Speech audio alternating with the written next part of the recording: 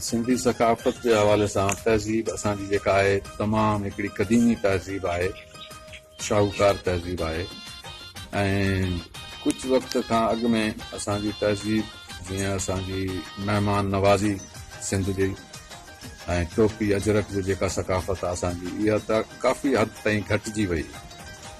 इन में मां सम्झां थो त मीडिया जो हिकिड़ो सुठो रोल रहियो आहे, किरदारु सुठो रहियो आहे। उन्हनि वरी पंहिंजी तहज़ीब खे उजागर करण में पंहिंजो किरदारु अदा कयो आहे काफ़ी हद ताईं।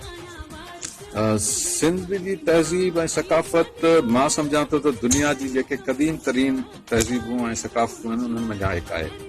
जेकॾहिं सभ खां पुराणी न आहे त उन्हनि मंझां हिकिड़ी सकाफ़त आहे जेका तमामु क़दीमी आहे। तव्हांजो मिसाल मोइंजो दड़ो तव्हां ॾिसो, इंडस वैली सिविलाइज़ेशन केतिरी क़दीम आहे असांजी। मां सम्झां थो त जेकॾहिं तहज़ीब ऐं सकाफ़त खां मथे आहे का शइ त उहो आहे दीन, छो जो दीन सभ खां मथे आहे, हर शइ खां मथे आहे। उन खां पोइ ॿिए नंबर ते तहज़ीब ऐं सकाफ़त बि तमामु अहम आहे ऐं उन पंहिंजे तहज़ीब खे सकाफ़त खे क़ाइमु रखणु असां समूरनि जो फ़र्ज़ु आहे। हाणे मीडिया जे हवाले सां इहो बि मां चवंदुसि त मीडिया न सिर्फ़ पंहिंजी इन तहज़ीब खे उजागर करण में मुल्की लेवल ते न, पर जेको इंटरनेशनल लेवल ते, बैनुल अक़वामी लेवल ते बि सिंधी सकाफ़त खे तहज़ीब खे मुतारिफ़ कराइण में पंहिंजो वॾो अमल ऐं किरदारु अदा कयो आहे। छो त हाणे तव्हां ॾिसो ॿाहिरिनि मुल्कनि में बि माण्हुनि खे ख़बर आहे त सिंध बि का इलाइक़ो आहे दुनिया जो को जिथां जी सकाफ़त आहे प्यार, मोहबत, शांती। अॼु तव्हां ॾिसो त न असां वटि प्यार रहियो आहे, न मोहबत रही आहे, न शांती रही आहे, अमन अमान आहे कोन, इज़त एतिराम आहे कोन। इहे सभु ॻाल्हियूं सिंधी सकाफ़त जो हिसो रहियूं आहिनि। पाड़े जो एतिराम करणु, इलाइक़े जो एतिराम करणु, वॾे जो एतिराम करणु, इहे शयूं आस्ते आस्ते असां खां वञनि थियूं पियूं, जेका हिकिड़ी सुठी ॻाल्हि न आहे, हिकिड़ी मनफ़ी ॻाल्हि आहे। ऐं असांखे कोशिशि करणु खपे, टोपी आहे, अजरक आहे, इहो असांजी तहज़ीब जो सकाफ़त जो वॾो हिसो आहे। उन सां गॾोगॾु इहे जेके हुनरमंद आहिनि, जेके इहे टोपियूं ठाहिनि था, रिलियूं ठाहिनि था, अजरकूं ठाहिनि था, उन्हनि खे बि हिकिड़ो कारोबार जो हिकिड़ो वसीलो थो मिले वञे। इहे उन्हनि जो सामान जेके आहिनि उहे विकामजनि था, उन्हनि जे लाइ रोज़गार पैदा थिए थो। ऐं इहो वॾो तव्हां ॾिसो त अजरक जो हिकिड़ो वॾो असां वटि रवाजु रहियो आहे।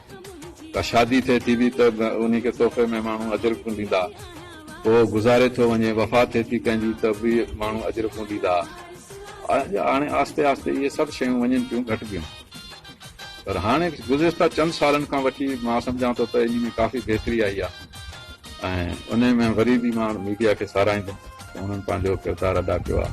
इहो ॾींहुं मल्हाइण, तहज़ीब जो सकाफ़ती ॾींहुं मल्हाइण सालो साल, इहो इनकरेजमेंट आहे। माना इहो माण्हुनि खे हिकिड़ी नए सिर वरी जज़्बो पैदा करणु आहे।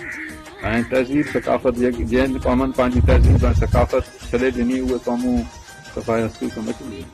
ऐं हे जेको ॾिहाड़ो मल्हाइजे थो, इहो मल्हाइणु खपे। इन सां छा आहे त जेके नौजवान नसल आहे असांजी, उन्हनि में बि हिकिड़ी आगाही अचे थी, उन्हनि खे बि ख़बर पए थी त असांजी तहज़ीब ऐं सकाफ़त छा आहे। ऐं इहो हिकिड़ो सुठो अमल आहे, इहो जारी रहणु खपे।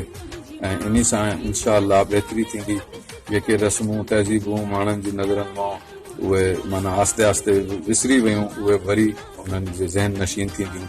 ईंदड़ नसल जेका आहे उन्हनि में बि उजागर थींदी त इहे असांजी तहज़ीब छा आहे, छा जेको सिंधी सकाफ़त ऐं तहज़ीब जो मुशाहिदो करे जेको पंहिंजी शाइरी में बयानु कयो आहे। मां चाहींदुसि त नौजवान जेके असांजा आहिनि सिंधी, उहे सरकार लतीफ़ जी जेका शाइरी आहे उन जो मुतालो ज़रूरु करनि, छो त उन मां उहो घणो कुझु पिराईंदा त सिंधी सकाफ़त छा आहे। सरकार पंहिंजी सॼी शाइरी जेका आहे सरकार जी, उहा पंहिंजे मुशाहिदे ते आहे। जेको कुझु सरकार ॾिठो आहे उन ते शाइरी कई आहे। त तहज़ीब ऐं सकाफ़त जेकॾहिं तव्हांखे क़दीमी ॾिसणी आहे, तव्हां सरकार लतीफ़ जी शाइरी जो मुतालो ज़रूरु कयो। ऐं 5 डिसेंबर ते जेको इहो सकाफ़त जो ॾिहाड़ो मल्हाइजे थो, ऐं सॼी दुनिया में जेके बि सिंधी आहिनि उन्हनि सभिनी खे, सिंध जे सिंधियुनि खे, ऐं ख़ासि तौर बिलख़ुसूस जेको आहे पंहिंजो कश्मीर जा जेके बि असांजा सिंधी भाउर आहिनि, उन्हनि सभिनी खे मुबारकबाद पेश